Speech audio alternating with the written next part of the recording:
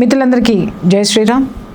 ఖమ్మం జిల్లా బాలిక మీద జరిగినటువంటి అత్యాచార సంఘటనలో ఖమ్మం జిల్లాకి సంబంధించినటువంటి బీజేపీ నాయకులు ఎంత పోరాటం చేశారో, అలాగే వాళ్ళు ఆ పాప కనీసం ఇప్పుడు ప్రజల మధ్యకి ఆ పాప ఇష్యూని తీసుకురావడానికి వాళ్ళు చేసినటువంటి పోరాటం ఈరోజు మీరు స్వయంగా ఆన్ స్క్రీన్ చూస్తున్నారు. ఎవరికి వాళ్ళు మాట్లాడుతున్నారు, మేం చేశామని. ఇక్కడ నేను కూడా చెప్తున్నాను, నేను ప్రజల వద్దకు మాత్రమే తీసుకెళ్ళాను, ప్రజలు స్పందించారు. ఇంకొక విషయం ఏంటంటే, న్యూస్ కవరేజ్కి, అలాగే న్యూస్ విశ్లేషణకి, అలాగే బాధ్యతాయుతమైనటువంటి వార్తను అందించడానికి కూడా చాలా తేడాలు ఉన్నాయి మై డియర్ ఫ్రెండ్స్. ఏదో మైక్ తీసుకొని వెళ్ళి ఇంటర్వ్యూలు చేసేసి తీసుకొచ్చి అక్కడ స్క్రీన్ మీద వేసేసి లేదా అప్లోడ్ చేసేసి బాధ్యత అయిపోయింది అని చెప్పి దాన్ని ఉద్యమం కింద మాట్లాడితే మాత్రం సమాధానం చెప్పడానికి మేము సిద్ధంగా ఉన్నాం. అలాగే అక్కడ బీజేపీ నాయకులు, ఖమ్మంలో ఉన్నటువంటి బీజేపీ నాయకులు ఎంత వాళ్ళు చేసినటువంటి పోరాట ఫలితమే ఈరోజు పాప యొక్క విషయం ప్రపంచానికి తెలిసింది. ఆ పాప ఇప్పటికీ కూడా న్యాయం దొరకలేదు. మా వంతు కృషి మేము ప్రజల మధ్యకి తీసుకెళ్తున్నాం, ప్రభుత్వం మీద ఒత్తిడి తీసుకొస్తున్నాం. అలాగే ఇంకా ఆ పాపకి న్యాయం జరగాల్సినటువంటి అవసరం ఉంది. ఆ విషయం మీద అక్కడ ఉన్నటువంటి బీజేపీ నాయకులు ఎవరైతే ఉన్నారో, వాసుదేవ్ గారు బీజేపీ రాష్ట్ర ట్రెజరర్ ఆయనతోటి ఒక్కసారి మీ అందరికీ కూడా అక్కడ ఏం జరిగింది మొదటి నుంచి ఇప్పటి వరకు మీకు అందించే ప్రయత్నం చేస్తాను.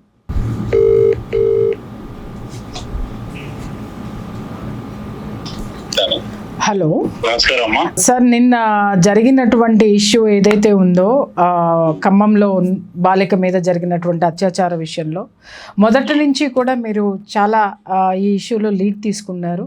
ఖమ్మంలో ఉద్యమం నడిపి తద్వారా ప్రజల్లో చైతన్యం తీసుకొచ్చారు, అలాగే కదలిక తీసుకొచ్చారు ప్రభుత్వంలో కూడా. అతను అరెస్ట్ చేసేంత వరకు కూడా మీరు చాలా పోరాడారు.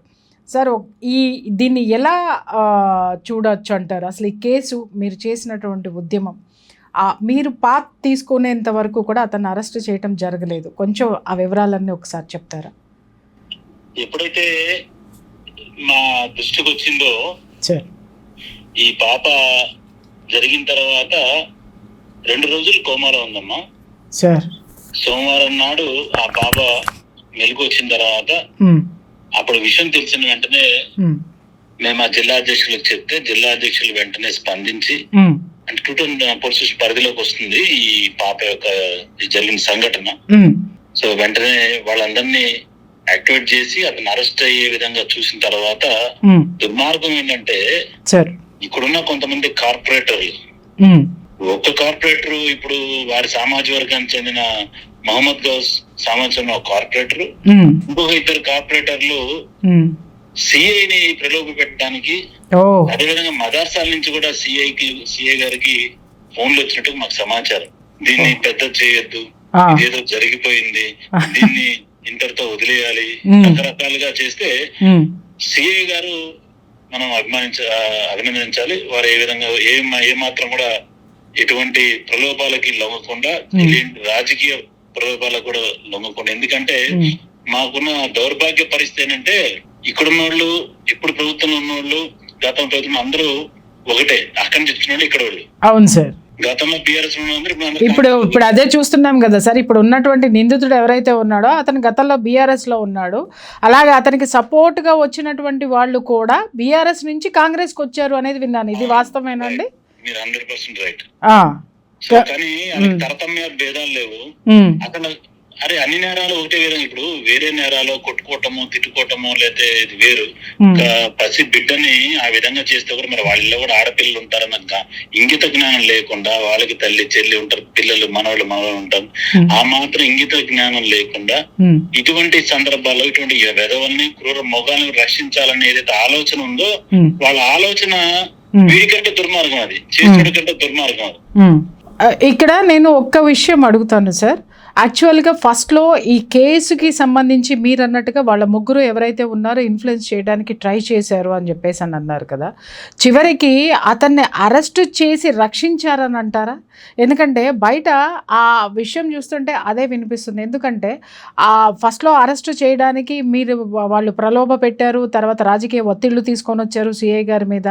చివరికి వీళ్ళంతటికి వీళ్ళే అతను బయట ఉంటే కనుక అతనికి ప్రమాదం అని చెప్పేసి అని అరెస్ట్ చేసి సేవ్ చేశారు అనేది కూడా వినిపిస్తుంది. అంటే అంత మీరు ఉద్యమాన్ని అంత తీవ్రతరంగా చేశారు అనేటటువంటిది. ప్రజల ఆగ్రహం ఆ రోజు మేము సార్ హాస్పిటల్కి వెళ్ళాం. సార్ హాస్పిటల్లో ఉన్నప్పుడు అనేక మంది చాలా అంటే వాళ్ళంతా సొంతంగా అంటే ఎవరికి సంబంధం ఏ రాజకీయ సంబంధం చాలా మంది ప్రజలు అక్కడ రావడం జరిగింది. ఆ రోజు సాయంత్రం భారతీయ జనతా పార్టీ తరఫున మనకి లకారం ట్యాంక్ బండ్ ఉంటుంది, ఆ చౌరస్తా మొత్తం దిగ్బంధనం చేస్తే కూడా ప్రజలందరూ కూడా స్వచ్ఛందంగా ఏ పార్టీ మా పార్టీ వాళ్ళకంటే 10 రెట్ల మంది ప్రజలు వచ్చి మాతో పాటు నిలబడ్డారు అక్కడ ఆ రోజున. అయితే దుర్మార్గం ఏంటంటే సోమవారం నాడు ఈ పాప ఎప్పుడైతే మేము హాస్పిటల్ దగ్గర వెళ్ళటం ఆ రోజు మరి సాయంత్రం ఈ ట్యాంక్ బండ్ ఏరియాని దిగ్బంధనం చేస్తుంటే ఆ రోజు అక్కడ తుమ్మల నాగేశ్వరరావు ఖమ్మంలో ఉండి ప్రెస్ మీట్ లో ఉండి కనీసంగా ఒక ముక్క ఈ పసిపాప గురించి చెప్పిన పాపాన పోలేదు, మాట్లాడిన పాపాన పోలేదు, ఒక ప్రకటన చేసిన పాపాన పోలేదు. నువ్వు అంటే అంటే నేను ప్రజల మనిషిని చెప్తూ 40 సంవత్సరాలు రాజకీయం చెప్పుకునే పెద్ద మనిషి సిగ్గులేని మంత్రి కనీసం ఆ పాపను చూడొద్దమ్మా. హాస్పిటల్ కిలోమీటర్ ఆయన ఇంటికి హాస్పిటల్ కిలోమీటర్ ఉంటుంది. అదే సార్ విషయం ఏంటంటే ఉన్న ఇంటికి వెళ్లకుండా నిన్న ముసలి కన్నీళ్లు గారుస్తున్నాడు. హైదరాబాద్ వచ్చారు, చెప్పుతో కొడతారేమో ప్రజలు అన్న టైంకి నిమ్స్ హాస్పిటల్కి వచ్చి దొంగ మాటలు దొంగ కన్నీళ్లు గారుస్తాడా? అదే మంత్రి సోమవారం ఖమ్మంలో ఉన్నాడు. ఆ పాప జరిగిన విషయం తెలుసు, కనీసం పరామర్శించి పాపను పోలే. రెండో రోజు ఇంకో దుర్మార్గుడు ఉన్నాడు మాకు పొంగులేటి శ్రీనివాస్ రెడ్డి, ఆయనకు ప్రెస్ మీట్ పెట్టాడు మంగళవారం నాడు. ఆయన కూడా కనీసంగా ఆ పాప గురించి ఒక స్టేట్మెంట్ గాని ఆయన ఇంటికాడి నుంచి కూడా అదే హాస్పిటల్ కేవలం ఉంటే కిలోమీటర్ కోతవేటి దూరంలో హాస్పిటల్ ఉంటే ఇంత పెద్ద ఉద్యమం జరుగుతుంటే పొంగులేటి శ్రీనివాస్ రెడ్డి కనీసం ఇంగిత జ్ఞానం గానీ కనీసం మా మనిషి స్పందించే పరిస్థితి లేకుండా వీళ్ళు పెద్ద పెద్ద మాటలు మాట్లాడుతున్నారు ఈ రోజు. అంటే ఒక విషయం సార్, అప్పుడు కేవలం అప్పుడు ఒకే ఒక వ్యక్తి పేరు వినిపించింది. పొంగులేటి శ్రీనివాస్ గారు మాట ఇచ్చారు, అండగా ఉంటానన్నారు, వైద్యం అందిస్తామన్నారు, మొత్తం వైద్యం ఖర్చులన్నీ ఆయనే భరిస్తానన్నారు. ఇలాంటి వార్తలు కూడా చూసాము. అట్లాగే ఆయన కారులో వెళ్తూ కూడా ఒక వీడియో చూసాం సార్, ఫోన్లో మాట్లాడుతూ ఏది జరిగినా మేమున్నాము అది ఇది అని చెప్పేసి ఆయన ఒక భరోసా ఇస్తూ, అంటే ఆవిడ ఆ పాప నిమ్స్కి షిఫ్ట్ అవ్వకముందు ఇవన్నీ హల్చల్ చేసినాయి సార్ వార్తలు. కాకపోతే కాదమ్మా, నిమ్స్ హాస్పిటల్ మీరు నాకు కలిసారు నిమ్స్ హాస్పిటల్ దగ్గర. అవును సార్, అది చేపల మార్కెట్ కంటే అధ్వానంగా అవును సార్. అసలు అక్కడ అటువంటి సూపర్ స్పెషల్ అంత క్రిటికల్ ఉన్న పాపకి మధ్య అందుతామా? అదే వీళ్ళ ఇంట్లో వాళ్ళని అయితే అదే నిమ్స్ హాస్పిటల్ హాస్పిటల్ తీసుకెళ్తారు వీళ్ళు. ఈయన భరించేదేనమ్మా, గవర్నమెంట్ హాస్పిటల్ పెట్టి భరించని చెప్పి సిగ్గన ఉండాలి కదా, మంత్రి స్థాయిలో ఉన్నాడు ఆయన. గవర్నమెంట్ హాస్పిటల్ అది. అంటే ఇక్కడ చేతులు దులుపుకున్నారు అనేటటువంటి వాస్తవం మనకు కనపడట్లేదా సార్? నిమ్స్కి తీసుకొని వచ్చి ప్రజలు చూస్తారేమో, ప్రజలు చెప్పులతో కొడతారని చెప్పి మా తుమ్మల నాగేశ్వరం 4 రోజు జరిగింది. ఎప్పుడమ్మా ఇది? సోమవారం 6వ తారీఖున సార్. అవును, 6వ తారీఖు జరిగింది. 6వ తారీఖు పాప 2 రోజుల తర్వాత 8వ తారీఖున ఆవిడ స్టేట్మెంట్ ఇచ్చినట్టున్నారు సార్. నాడిస్తే తుమ్మల నాగేశ్వరం వచ్చింది 3 రోజుల క్రితం. మీరు వచ్చిన రోజు వచ్చారట, మీరు వచ్చే రోజు ముందు లేకుండా చూసుకుని వచ్చే పెద్ద మనిషి నిన్న ఈ రోజు పేపర్ లో మళ్ళీ చూసి 5 లక్షల రూపాయలు ప్రకటించారంటే ఎన్ని రోజులు పడతాం మీరు 5 లక్షల రూపాయలు ఇవ్వడానికి? వాస్తవం సార్. నిన్న మేము అక్కడికి వచ్చి డిమాండ్ చేసాం, కనీసం 10 లక్షల చేతిలో పెట్టండి ఆ పిల్లలకి, వాడు కనీసం 10,000 రూపాయలు ఉద్యోగం చేసుకుంటాడు. అల్ల కొలం అయిపోతున్నారు, రావాలన్నా పోవాలన్నా ఎక్కడ ఉండాలి వాళ్ళు? నిమ్స్ హాస్పిటల్లో అటెండర్లకి ఉండడానికి ఉండదు కదా, వాడు బయట అక్కడ హోటల్స్ రూమ్ తీసుకొని పాపం వాళ్ళు మనతోటి చెప్పారు కూడా కదా సార్, అక్కడ కనీసం పడుకోవడానికి మాకు ఇక్కడ చోటు లేదండి. ఇంకొకటి ఏంటంటే కనీసం ఛార్జింగ్ కూడా పెట్టుకొని ఇవ్వట్లేదు మాకు ఫోన్లకి, మా ఫోన్లు స్విచ్ ఆఫ్ ఉన్నాయి, మేము ఎలా కమ్యూనికేట్ అవ్వాలో కూడా మాకు అర్థం కావట్లేదు అని కూడా అన్నారు. తర్వాత భోజనాలన్నీ కూడా వాళ్ళు బయట నుంచి తెచ్చుకోవాలి సార్. ఇవాళ సిటీలో ఒక భోజనం కొనాలి అంటే దాదాపు 200 రూపాయలు. అక్కడ అంతమంది వచ్చినటువంటి వాళ్ళు ఇవ్వరు సార్. అక్కడ బిల్స్ ఉన్నాయి కదా సార్, బిల్స్ కూడా చూసాను నేను. ఆ పక్కన ఉన్నటువంటి బాలాజీ మెడికల్ హాల్లో అట్లా దాదాపుగా వాళ్ళు ఒక 10,000 పైన, అంటే రోజుకి 3 నుంచి 4,000 రూపాయల మెడిసిన్స్ బయట నుంచి కొనుక్కొని కొనుక్కొని తెచ్చుకోమని చెప్తున్నారు. ఇంకా ఇక్కడ ప్రభుత్వం తీసుకున్నటువంటి బాధ్యత ఏంటి సార్? వాళ్ళకి కనీసము వాళ్ళు పరాయి ఊరు నుంచి వచ్చారు, సరే మీరు అంటే పేషెంట్ని షిఫ్ట్ చేసేస్తే అయిపోయింది అని కన్నీళ్లు తుడిచేటటువంటి ప్రయత్నము తూతూ మంత్రంగా జరుగుతున్నటువంటి ఈ వైద్య విధానము చూస్తుంటే సార్, ఆ పాపకి నిజం చెప్తున్నారు, ఆ రోజు బలంగా మనం గొంతు వినిపించాము హెల్త్ బులెటిన్ రిలీజ్ చేయమని. సార్ మనం మాట్లాడిన తర్వాత గట్టిగా మాట్లాడిన రోజు నైట్ ఎప్పుడో సార్ 9 తర్వాత సూపరింటెండెంట్ యొక్క చిన్న వీడియో వచ్చింది సార్ బయటికి. అది కూడా ఏంటి, బీపీ నార్మల్గా ఉంది, ఆమె స్పైన్ ఇంజ్యూర్ అయింది, లోపలికి రాలేకపోయింది, మేము స్ట్రెచ్చర్ మీద తీసుకెళ్ళాం, మేము మెడిసిన్ ఇస్తున్నాం. అంతేగాని అసలు ఆవిడకి పరిపూర్ణంగా అసలు ఆవిడ బాడీ ఎలా ఇంజ్యూర్ అయింది, ఎక్కడెక్కడ ఆమెకి ఆ ఇంజ్యూర్స్ ఉన్నాయి, ఆవిడ సిచ్యుయేషన్ ఏంటి, ఆవిడ స్పందిస్తున్నారా లేదా అంటే స్పందిస్తున్నారు, బాగానే భోజనం పెడుతున్నామని మాట్లాడతారు. ఎలా మాట్లాడతారు సార్? ఎందుకంటే పేషెంట్ని, ఆ పాపను మనం చూసాం, ఆవిడ నిజంగా పాప చిన్న మూటలో కట్టి ఉన్నట్టు లేదా సార్? చూసినప్పుడు ఆ పాప శరీరం ఎలా ఉంది సార్? ఇలా ముడుచుకుని పోయి ఉంది సార్. అంటే ఎంత దుర్మార్గం అండి అసలు. పాపం వాళ్ళు భయంగా వాళ్ళ బతుకులు తీస్తున్నారు. ఏం మాట మాట్లాడితే, ఏం నిజాలు చెబితే వాళ్ళ జీవితాలతో ఈ ప్రభుత్వం ఆడుకుంటారు, వాళ్ళ జీవితాలతో పొంగులేటి శ్రీనివాసరావు ఆడుకుంటాడు, వాళ్ళ జీవితాలతో తుమ్మల నాగేశ్వరరావు ఆడుకుంటాడు. వాళ్ళు కూడా ఈ సమాజంలో కామన్ మ్యాన్ ఈ రోజు ఏ విధంగా భయభ్రాంతులతో జీవిస్తున్నారో అదే విధంగా డాక్టర్లు కూడా వాళ్ళ ఉద్యోగాల కోసం, జీవితాల కోసం, వాళ్ళ కుటుంబాల కోసం ఇక వాళ్ళు ఆడినట్టుగా తేటక్కలు ఆడుతున్నారమ్మా. వాస్తవం సార్. ఎందుకంటే మనం మాట్లాడినటువంటి ఇద్దరు మహిళలు, ఒకరు చైల్డ్ అండ్ వెల్ఫేర్ డిపార్ట్మెంట్కి సంబంధించిన ఆవిడ, ఇంకొక ఆవిడ అక్కడ ఉన్నటువంటి మెడికల్ ఆఫీసర్ కూడా ఆ ట్రీట్మెంట్ ఇస్తున్నటువంటి వాళ్ళ కళ్ళల్లో దయనీయమైనటువంటి స్థితి సార్. వాళ్ళ కళ్ళల్లో నీళ్ళు వస్తున్నాయి. మనము వాళ్ళని పాప గురించి ప్రశ్నించి మనం అడుగుతున్నప్పుడు వాళ్ళ కళ్ళల్లో నీళ్ళు వస్తున్నాయి. గమనించారా సార్ మీరు? వాళ్ళ స్థితిని మనం అర్థం చేసుకొని మనం ప్రశ్నించడం అనేటటువంటిది ఆగిపోయినాం మనం. అంటే ఆ స్థితి చూస్తే మనకు అర్థమవుతుంది. ఆ పిల్లని అక్కడ పెట్టేశారు. ఇంకొకటి సార్, వీళ్ళ ప్లస్ పాయింట్ ఏంటి అని అంటే వాళ్ళెవరు విద్యావంతులు కాదు, వాళ్ళకెవరికి అసలు తెలియదు, ఈ హైదరాబాద్ తెలియదు, ఈ ట్రీట్మెంట్లు తెలియవు, ఏమీ తెలియవు సార్. ఇంతవరకు మనం డిమాండ్ చేసిన తర్వాత 1.5 నిమిషమో 2 నిమిషాలు ఆ సూపరింటెండెంట్ ఒక జస్ట్ ఊరికినే మన ముఖాన్ని ఇట్లా పడేసినట్టు జనం ముఖాన ఒక స్టేట్మెంట్ పడేశాడు. కానీ ఏ రోజుకు ఆ రోజు హెల్త్ బులెటిన్ రిలీజ్ చేయాలి అనేటటువంటి డిమాండ్ బలంగా ఇంకా వినిపించాల్సిన అవసరం ఉంది. ఇంకొక విషయం ఏంటంటే సార్, నిన్న నేను NHRCకి నేను మెయిల్ చేశాను సార్, ఇష్యూస్ అన్నీ కూడా. ఆ పాపకి హెల్త్ బులెటిన్ రిలీజ్ చేయాలి, అలాగే ఆ పాపకి సంబంధించినటువంటి సెక్యూరిటీని ఏదైతే ఉందో అక్కడ నమ్మకం లేదు. సో దాని మీద ఒక ప్రభుత్వ ప్రైవేటు డాక్టర్స్ చేత అక్కడ మెడికల్ ట్రీట్మెంట్ ఇప్పించాలి, అలాగే పేరెంట్స్కి సెక్యూరిటీ ఇవ్వాలి, ఇలాంటివన్నీ తక్షణ ఆర్థిక సహాయం కూడా కావాలి అనేటటువంటిది సార్. ఇది మనము ఒక పౌరులుగా మనం ప్రయత్నాలు చేస్తుంటే ఇంత ఘోరం జరుగుతున్నా కూడా ప్రభుత్వము మీరు మనందరం అక్కడికి వెళ్ళిన తర్వాతనే వీళ్ళు రావడం మొదలుపెట్టారు సార్ అక్కడికి. అంటేనమ్మా మరి ఎందుకంటే ఆయనేమో రేవంత్ ఉద్దీను మా తుమ్మల నాగేశ్వరరావు చాలా స్పష్టంగా చెప్పిండు, ముస్లింలు అంటే కాంగ్రెస్ అంటే ముస్లింలు అల్లాదే వల్లే మేము అధికారంలోకి వస్తున్నాము, ఎక్కడ ముస్లింలు ఉంటే అక్కడ మేము అధికారంలోకి వస్తాము అని చెప్పి ఆయన చాలా స్పష్టంగా ఏదైతే మనసా వాచా కర్మ చెప్పాడో అదే పద్ధతులు పాటిస్తున్నాడు ఆయన సార్. వీళ్ళు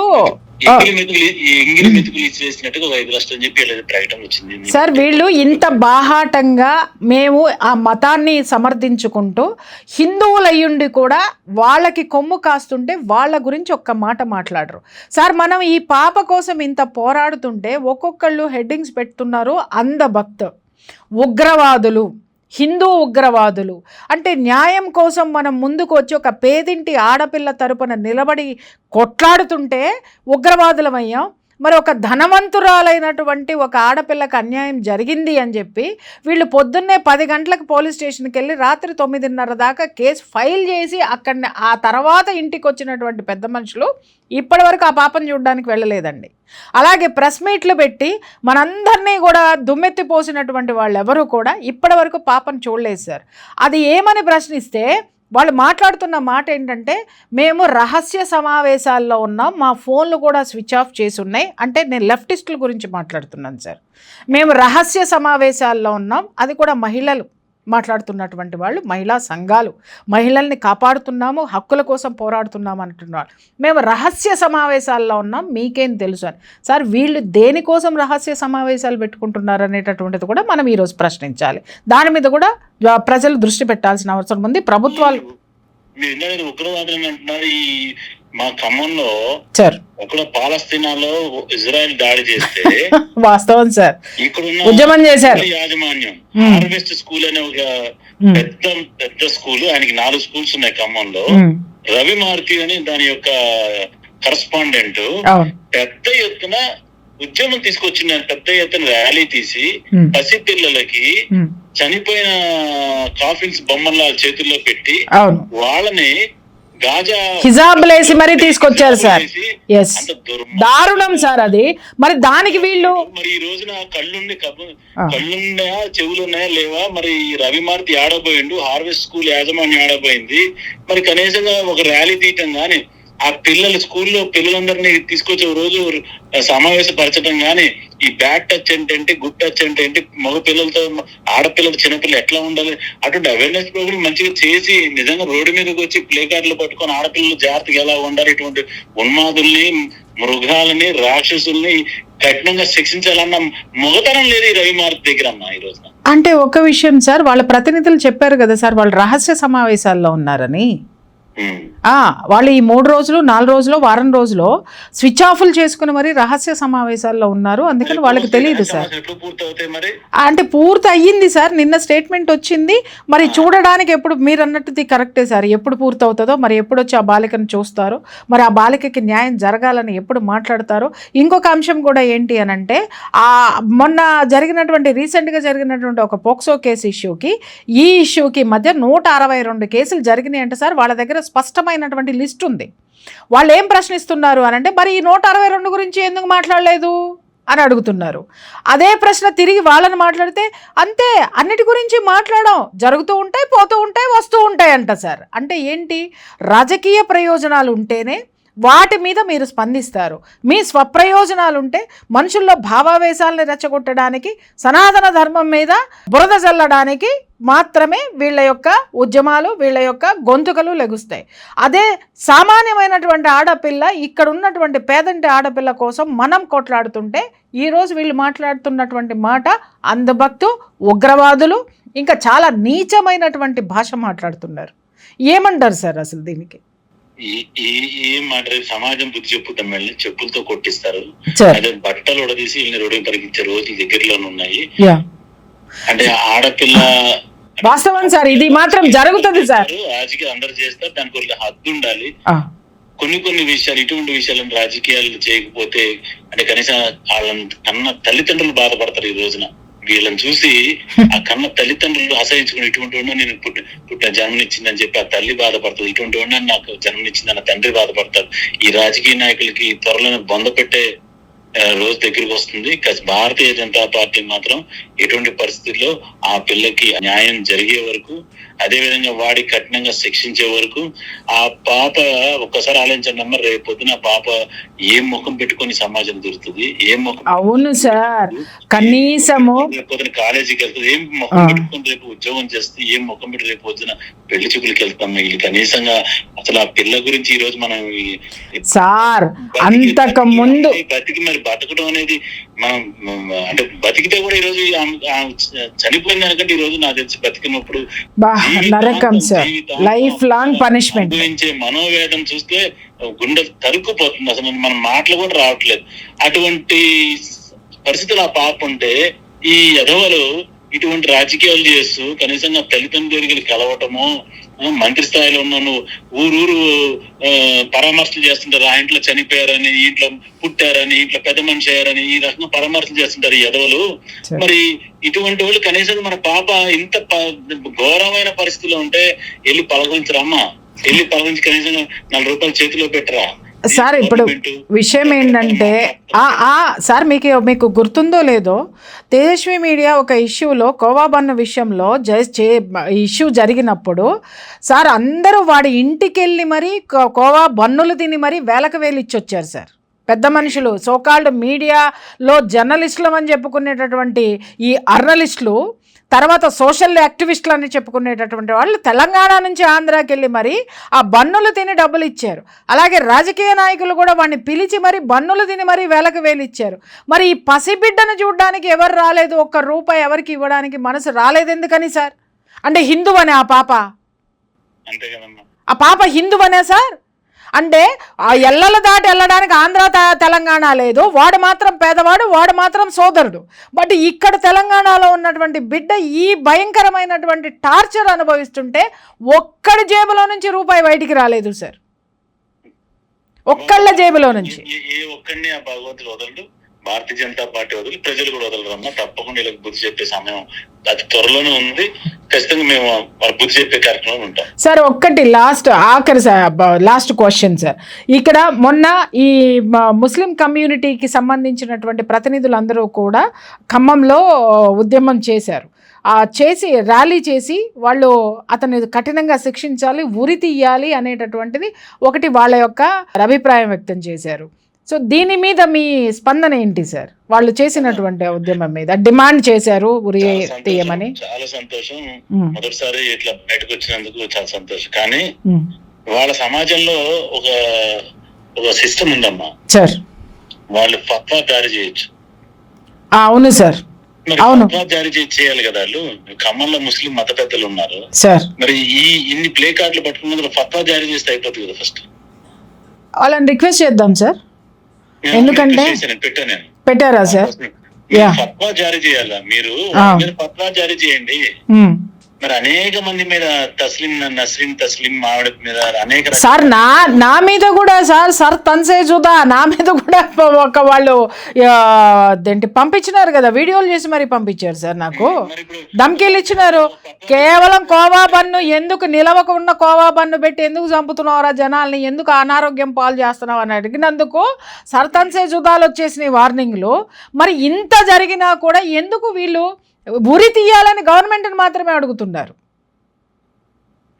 నేను ఖమ్మంలో ఉన్న ముస్లిం మత పెద్దలకి మీ ద్వారా సార్ చేసే అభ్యర్థన ఏంటంటే, మీరు ముందుకొచ్చి ఏదైతే మీరు నిరసన తెలియజేశారో అతను శిక్ష పడాలని మీరు బయటకు వచ్చి ఎలుగెత్తి గొంతెత్తి చెప్పారు. చాలా సంతోషం. అదేవిధంగా మీ మతంలో ఉన్న ఆచారం ప్రకారం, మీ సిస్టమ్ లో ఉన్న ఆచారం ప్రకారం వెంటనే వాడి మీద ఫత్వా జారీ చేయాలని చెప్పి నేను డిమాండ్ చేస్తున్నాను. చూద్దాం సార్, ఎందుకంటే మీరు చెప్పింది ఖచ్చితంగా తేజస్వి మీడియా ప్రసారం చేస్తుంది. నిజంగా చూద్దాం ఆ సోదరులు ఎలా స్పందిస్తారు అనేటటువంటిది. వెయిట్ చేద్దాం. ఆ పాపకి న్యాయం జరిగేంత వరకు కూడా ఖచ్చితంగా మనం అందరం పోరాడి తీరాల్సిందే సార్. ఎందుకనంటే ఇవాళ స్పష్టంగా చెప్తున్నాను ఏంటంటే, ఒక హిందూ ఆడపిల్లకి మాట్లాడితే మతం ఎందుకు తీసుకొస్తున్నారంటే వీళ్ళు ఎన్నిసార్లు కులాలు మతాలు పట్టుకుని వచ్చినారు సార్ వాళ్ళ స్వార్థం కోసం. ఇక్కడ నిజంగానే ఒక హిందూ ఆడపిల్ల, ఒక బీసీ వాదం తీసుకొని వచ్చేటటువంటి నాయకులు ఎక్కడికి వెళ్ళిపోయినారు. అలాగే హిందూ ఒక మతం లేదు, కులం లేదు అని మాట్లాడేటటువంటి వాళ్ళు ఈరోజు ఎక్కడికి వెళ్ళారు సార్? పేదరికంలో ఉన్నటువంటి ఒక ఆడపిల్లను కాపాడుతుంటే ఒక హిందూ ఆడపిల్లకి ఈ సిచ్యుయేషన్ వస్తే అవతల ఉన్నది ఒక ముస్లిం అయితే ఎందుకు సార్ ఈ ఆడపిల్లకి న్యాయం జరగడం లేదు? ఎందుకు సార్ ఎవరు రావడం లేదు? వచ్చింది ఎవరు సార్? బీజేపీ వచ్చింది. ఎవరు సార్ వచ్చింది? ఎవరు అండగా నిలబడ్డారు సార్? హిందుత్వ వాదులు అండగా నిలబడ్డారు. వచ్చిన తర్వాత ప్రజలు చీకొడతారని చెప్పి ముసలి కన్నీళ్లు కార్చడం కోసం ఆ తర్వాత తుమ్మల నాగేశ్వరరావు, ఆ తర్వాత పొంగులేటి శ్రీనివాసరెడ్డి గారు రావడం తప్పితే తీసుకెళ్ళి నిమ్స్ హాస్పిటల్లో కనీసంగా సార్ మనం చూసాం సార్. అది ఎలా రావడానికి కూడా స్థలం లేదు, మనుషులు కదలడానికి కూడా పరిస్థితి. అక్కడ 10 మంది నేనున్న 10 నిమిషాల పని వచ్చి సార్ మీరు మా వాళ్ళు బెడ్ దొరకట్లేదు, మా వాళ్ళకి ఇది లేదు సార్, ఎన్ని విన్నాం సార్. మందులు ఇవ్వడం లేదు సార్, అరుస్తున్నారు సార్ మమ్మల్ని, ఎన్ని చెప్పారు సార్. అక్కడ ఉన్న పేషెంట్స్ హాస్పిటల్లో పెట్టి మేము చేతులు దులుపుకుంటున్నారు. వాస్తవం. చూద్దాం సార్, నిజంగా చెప్తున్నాను, ఈ పోరాటం ఖచ్చితంగా మనం ఇంకా గట్టిగా ముందుకు తీసుకెళ్తాం. అలాగే మీరు చేసేటటువంటి పోరాటంలో తేజస్వి మీడియా కూడా ఖచ్చితంగా మీతో కలిసి నడుస్తుంది. ఇంకొకసారి మళ్ళీ చెప్తున్నాను, మీరు ఇనిషియేటివ్ తీసుకొని అక్కడ ఖమ్మంలో ఉన్నటువంటి బీజేపీ చేసినటువంటి ఈ కృషి ఏదైతే ఉందో ఆ పాపకి కనీసం అట్లీస్ట్ ఒక కన్సర్న్ అనేటటువంటిది దొరికింది. దీన్ని ఇంకా మనం ముందుకు తీసుకెళ్ళాలి సార్. ఎందుకంటే మీరు కొన్ని డిమాండ్లు పెట్టారు సార్, గవర్నమెంట్కి డిమాండ్లు పెట్టారు, అవి కూడా కొంచెం ఒక్కసారి చెప్తారా? ముందుగా ఖచ్చితంగా ఆర్థిక భరోసా ₹1 ఆ కుటుంబానికి ఇవ్వాలమ్మా సార్. తర్వాత తల్లిదండ్రులు ఇద్దరు ఎవరికొకరు వారి అర్హత తగ్గట్టు ఏదో ఒక ప్రభుత్వ ఉద్యోగం ఇస్తే ముందు వారికి ఆర్థికంగా భరోసా ఉంటుంది. ఈ పిల్ల భవిష్యత్తు దాని మీద ఒక సమగ్రంగా వాళ్ళకు ఆలోచన చేసి ఏం చేస్తే బాగుంటుంది ఆ పిల్లకి అనేది ప్రభుత్వం చెప్పాలి, స్పష్టంగా చెప్పాలి. ఆ పిల్ల ఇప్పుడు ఖమ్మం సమాజంలో బతికే పరిస్థితి ఉండదు, తల్లంపాడులో బతికే పరిస్థితి ఉండదు. ఆ రోజు ప్రతిరోజు అమ్మాయికి నరకమే, ప్రతిరోజు ఒక మనిషిని కంటితో చూడలేదు. ఎవరు ఎట్లా చూసినా ఆ పిల్ల దాన్ని వేరేగా అనుకోవచ్చు. ఆ చిన్న పసి మనసు ఈరోజు మగవాళ్ళని చూస్తేనే భయపడే పరిస్థితి ఉంది ఆ పాప. అదే సార్, మొన్న మనం చూసాము కదా, అక్కడ హెచ్ఓడి డాక్టర్స్ వెళ్ళి ఇలా ముట్టుకున్నా కూడా ఆ పిల్ల గజ గజ గజ గజ వణికిపోయి బెదిరిపోతుంది అనేటటువంటిది అక్కడ డాక్టర్సే చెప్పారు సార్. ఆ పాప సైకలాజికల్గా ఎలాంటి డిస్టర్బెన్స్లోకి ఆ పిల్ల వెళ్ళిపోయింది సార్. ఆ పిల్ల బయటపడడానికి ఒక జీవితకాలం పడుతుంది సార్. యా సార్, నిజంగా సంతోషం. మీలాంటి వాళ్ళకి ఆ భగవంతుడు ఇంకా ఆయుర్వేద శక్తులు ఇవ్వాలని చెప్పి పోరాటం చేయాలని చెప్పి సార్, ఇదంతా మనదంతా ప్రజాబలం sir. Thank you so much. జై శ్రీరామ్. జై శ్రీరామ్ సార్, జై శ్రీరామ్. ఇది మిత్రులారా, రాష్ట్ర బీజేపీ ట్రెజరర్ వాసుదేవ్ గారు ఆయన ఎంత బాధతోటి విషయాలను మన ముందు ఉంచారో, అక్కడ ఎలాంటి పరిస్థితులు ఉన్నాయో, ఆ బాలిక పరిస్థితి ఏంటి అనేటటువంటిది చెప్పారు. నిజంగా ప్రతి ఒక్కళ్ళు దయచేసి వెళ్ళామా, చూసామా, వచ్చామా, ఒక వీడియో చేశామా అనేది కాదు. మై డియర్ ఫ్రెండ్స్, ఇంకా ఆ పాపకి చివరి వరకు మనం నిలబడాల్సినటువంటి అవసరం ఉంది. ఆ కుటుంబానికి ఆర్థిక పరమైనటువంటి ఆసరాన్ని ఇవ్వాల్సినటువంటి అవసరం ఉంది. ముందు ఎలాంటి అవసరం ఉన్నా కూడా తేజస్వి మీడియా అది ప్రజల ముందుకు తీసుకొస్తుంది. అలాగే నా వంతు కృషి నేను ఏం చేయగలను ఆర్థిక పరంగా కానీ మిగిలిన అంశాల పరంగా, ఇప్పటికే నేను చాలా వరకు కూడా విదేశాల్లో ఉన్నటువంటి నాకు తెలిసినటువంటి డాక్టర్స్ తోటి కూడా నేను మాట్లాడడం జరిగింది. వాళ్ళు అడుగుతున్నారు ఏంటి అనంటే, ఆ రిపోర్ట్స్ మాకు పంపించండి, మేము ఆ పాపకి ఉచితంగా వైద్యం ఇవ్వడానికి మేము సిద్ధంగా ఉన్నాము అని చెప్పేసి అని అన్నారు. మేము ఒక టీమ్గా ఏర్పడి ఆ పాపకి మెరుగైనటువంటి వైద్యం ఎలా అందించాలి, ఆ పాపని ఇక్కడి నుంచి తరలించేటటువంటి అవకాశం ఉంటే కనుక ప్రభుత్వ పరంగా ఆ విషయాలు కూడా మేము ఆలోచిస్తున్నాం. అలాగే ఇక్కడ కాదు, అదర్ స్టేట్స్లో ఉన్నటువంటి విదేశాల్లో ఉన్నటువంటి డాక్టర్స్ కూడా ముందుకు వచ్చి మేము ఆ పాపకి మేము వైద్యం చేస్తాము అని వచ్చారు. ఆ వివరాలు కూడా త్వరలో మేము ముందుంచుతాను. మై డియర్ ఫ్రెండ్స్, దయచేసి చెప్తున్నాను, ఇది ఇంతటితోటి ఆపవద్దు. ఆ పాపకి పూర్తి న్యాయం జరిగేంత వరకు కూడా ఎప్పటికప్పుడు మనం స్పందించాల్సిందే, ప్రభుత్వానికి బాధ్యత గుర్తు చేయాల్సిందే, ఆ బాధ్యతగా మనం ఫీల్ అవ్వాల్సిందే. భారత్ మాతాకి జై.